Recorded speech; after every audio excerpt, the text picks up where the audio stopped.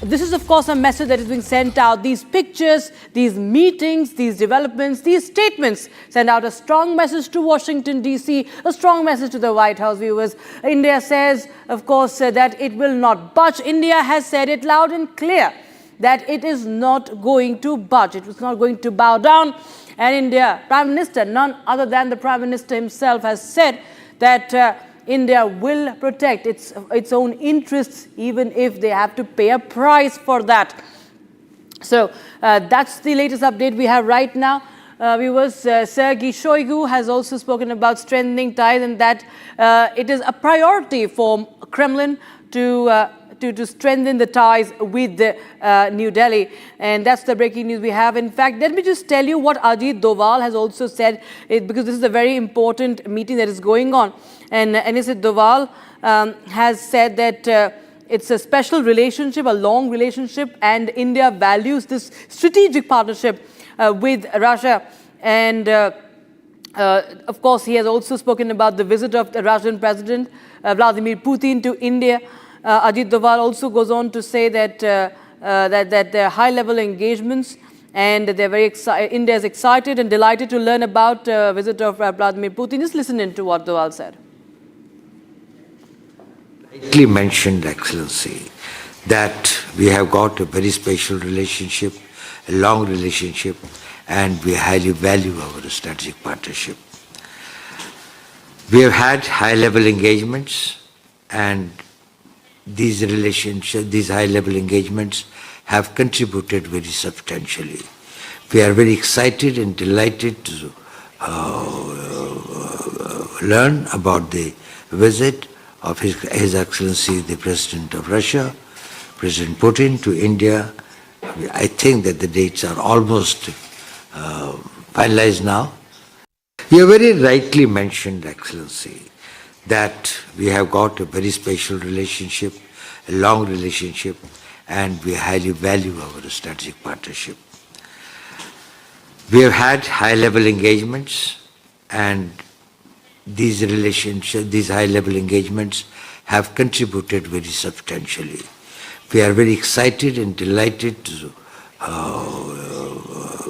learn about the visit of His Excellency, the President of Russia, President Putin, to India. I think that the dates are almost finalized now.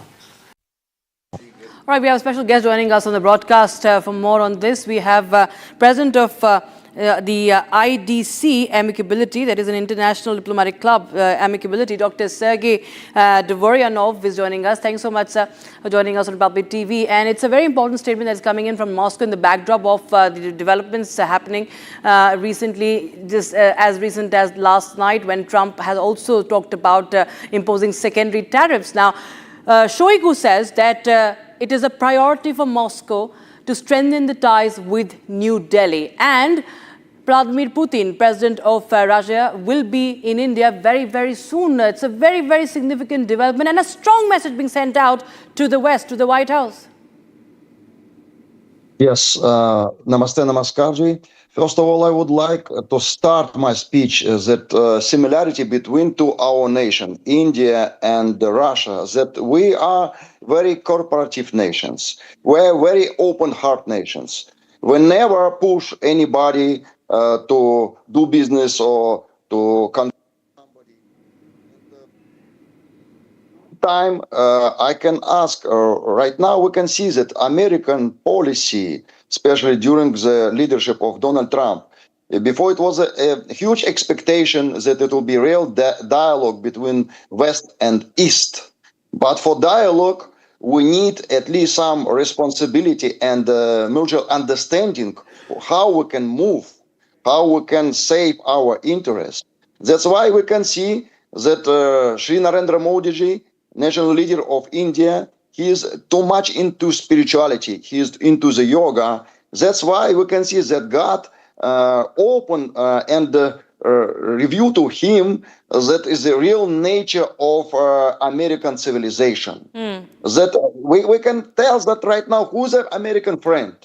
Right now, America in conflict with Europe, America in conflict with China, America in conflict with Russia. But before Donald Trump announced that we will have a very good dialogue, but right now he completely support Ukraine in the conflict. We are very surprised of this attitude and this behavior of so prominent leader like Donald Trump. Yeah. That's why we can see that real dialogue and real we can see that spiritual similarity between our nation can give to chance and give a very good lesson to western part of the world that we are existing right now in multipolar world reality. That's a reality. It's a reality. We cannot push any nation down and tell that you should do this trading or you should not do this trading. It's completely not acceptable.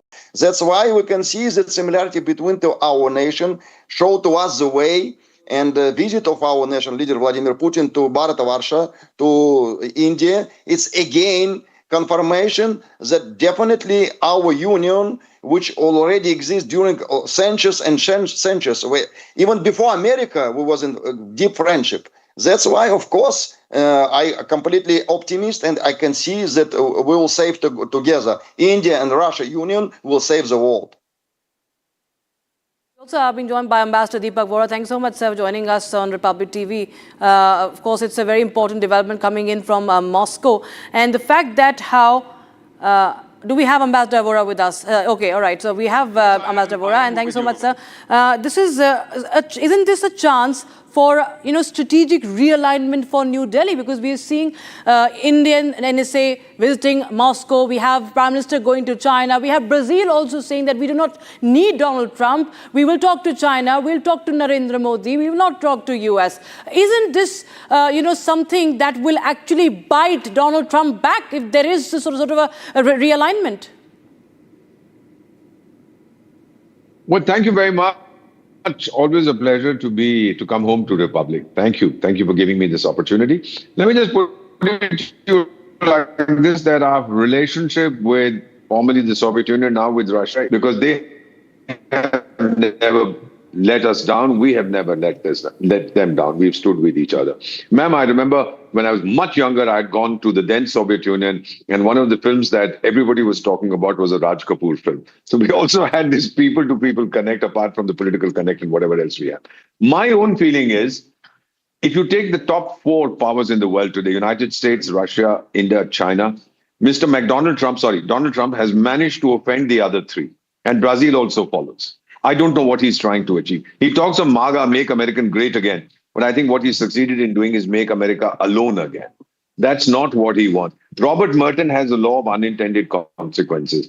You want to do something, you have a specific aim, but the results could be totally different. I see this happening. I don't think he realized that this is no longer a docile, timid India. This is Bharat Bahadur. This is an India gives back twice as much as it gets, and it hits you very hard. And I think if he was waiting for the Prime Minister of India to call him and say, please forgive me, etc., I think he's barking up the wrong tree. He doesn't understand either the Prime Minister of India nor India's strategic rebalancing that is taking place today. Look, we love America, but if you're going to mess around with me, we have other options. That is the message that has been conveyed. Prime Minister will be going to China.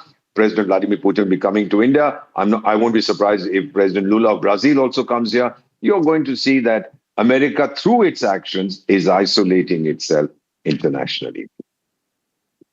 Dr. Sergei Dvoryanov, we also would like to bring in you here that the way Donald Trump has been functioning, despite US and India sharing very good ties, and of course Russia and Indo-Russia ties also go a long way back. That of course will maintain. They have also stood the test of time. We've seen that. But with Donald Trump at the helm of affairs in Washington DC, it seems that the things are somewhere deteriorating for the moment? Because we've never seen the kind of language, the kind of words, strong words that are being used by the MEA. And that was, of course, a befitting reply to Donald Trump. But Donald Trump, you see that he's so frustrated that he's now saying that there could be secondary tariffs. It's as if he's just trying to, he forgets that he's the president of a country. He just speaks like a businessman, like a trader, and he thinks that he can just bargain his way through such threats when he speaks publicly. Yes, you know, is a very famous sentence, quote, that when God wants to punish somebody, he took away his intelligence. That's why I also was completely surprised how it can be such a powerful diaspora, like Indian diaspora, even inside America, not only inside America, across the globe. Such a talented people, very cooperative nations, or very soft nations.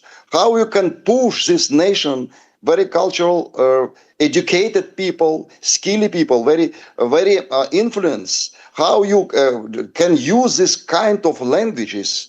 It's completely. It's like it's very close to the political bankruptcy. It's like I'm very apologize to say it, but I have some feelings to compassion to Donald Trump, because it's this crisis of his policy is very close to the bigger catastrophe of America.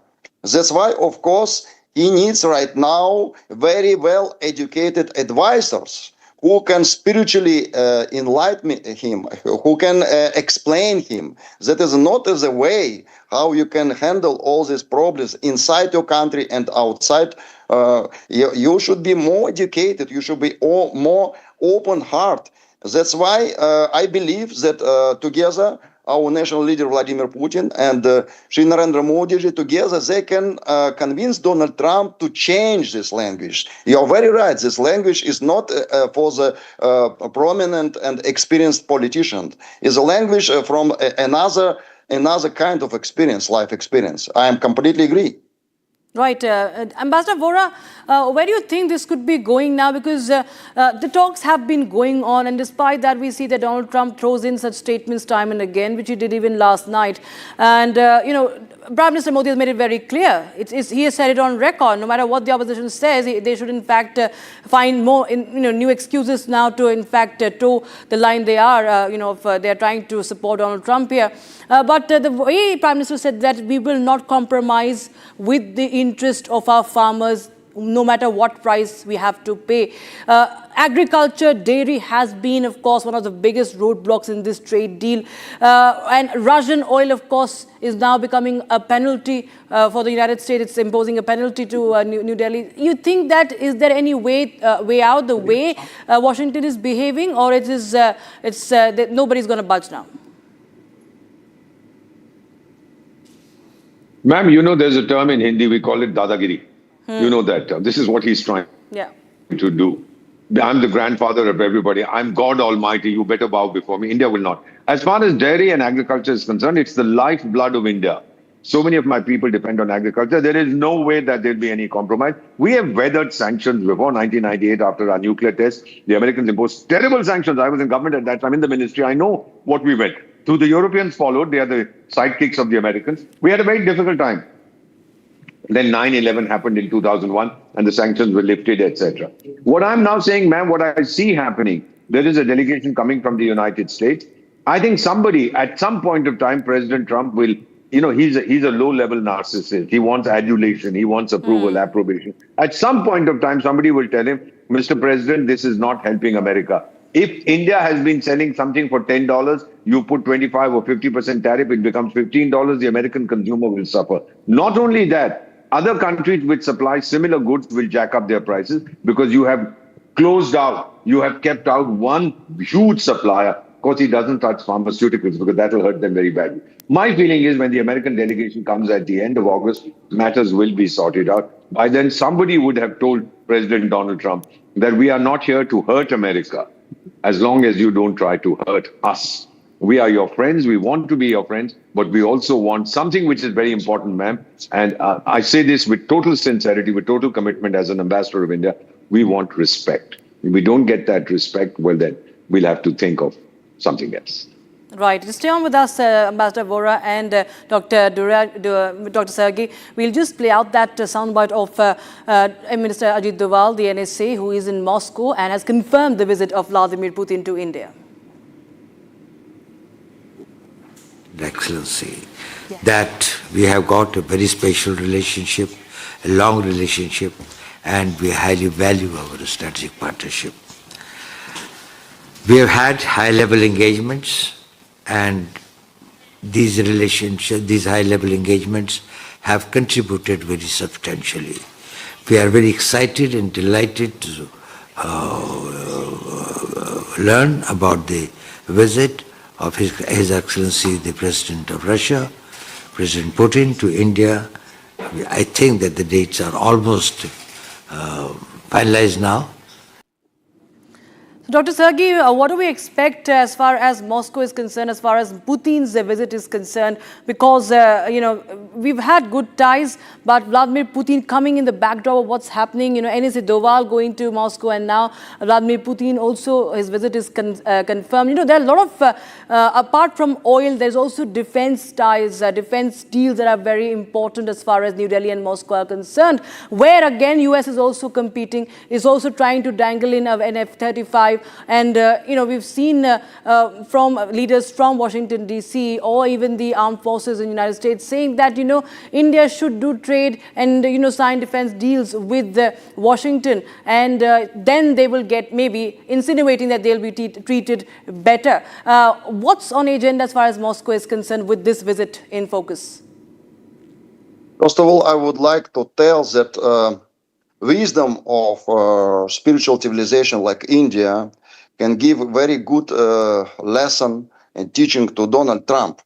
Because right now we can see that the western part of the world, they completely wrong understand freedom.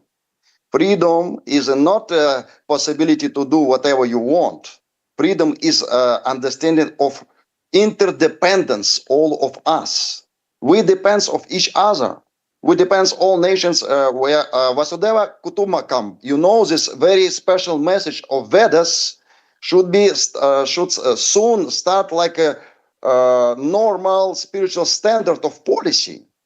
And we can see that right now, during the visit of Vladimir Putin to Bharat can give some understanding of Donald Trump and realization that freedom is not when you want you're behaving like a child. Freedom is a big level of wisdom. And for example, in Western philosophy, you can never found such a concept like a moksha, when you can realize your freedom. They Western philosophers, they are talking about the freedom like a choice, but nobody can deeply come to the point like a moksha, when you independent from your previous karma, when you become independent